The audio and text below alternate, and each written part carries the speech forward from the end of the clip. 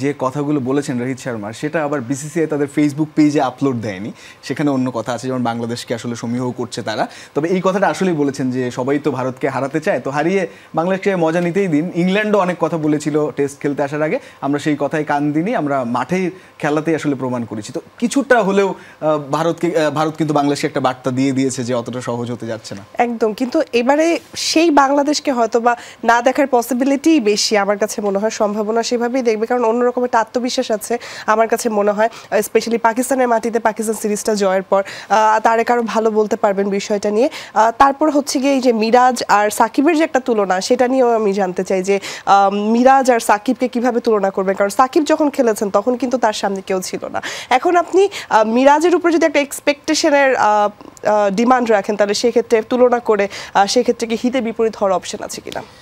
সাদা পোশাকের লড়াইয়ে বাংলাদেশকে নিয়ে এত আলোচনা এবং সেটা খুবই পজিটিভ, সেটা শেষ কবে হয়েছে রঞ্জন আমি জানি না।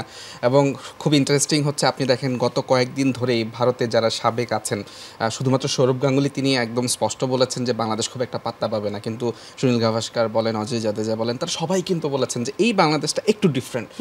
এই বাংলাদেশটা তারা ব্যাপক আত্মবিশ্বাস নিয়ে আসছে এবং সমীহ করে খেলতে হবে। এবং সবচেয়ে ইন্টারেস্টিং যে বিষয়টা হচ্ছে, আপনি যদি দেখেন তাদের কথার কিন্তু যুক্তি আছে। একটা সময় বাংলাদেশ স্পিন নির্ভর ছিল, এখন কিন্তু সেই বাংলাদেশ আর নেই। আপনি যদি উইকেটটা হতো পেস অ্যাটাক নির্ভর, তাহলে বাংলাদেশ কিন্তু সেখানে অনেকটাই দুর্বল হয়ে যেত। এখন আপনি কোন উইকেট করবেন, পেস নাকি স্পিন, যেটাই করবেন সেখানে বাংলাদেশ কিন্তু এখন সমৃদ্ধ একটা দল। আপনি পেস অ্যাটাকে দেখেন পাকিস্তানের মাটিতে, সেখানে তাদেরকে রীতিমতো হোয়াইট ওয়াশ করে তারা এসেছে।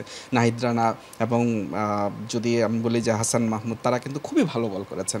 এখন ভারতও একটা মানে দ্বিধায় পড়ে গেছে যে এইখানে তারা কি স্পিনের নির্ভর উইকেট করবে নাকি পেস নির্ভর উইকেট হবে। তো এই বাংলাদেশটাই তো আসলে সবাই চেয়েছিল যে সব দিক থেকে ব্যালেন্স হবে। এবং যে কথাটা হচ্ছে যে সাকিব মিরাজের অল্টারনেটিভ, সেটা শুধু কথায় না, সাকিব মিরাজ তিনি সেটা তার প্রমাণ সাকিবকে মাঠে রেখেই তিনি সেটা দিয়েছেন।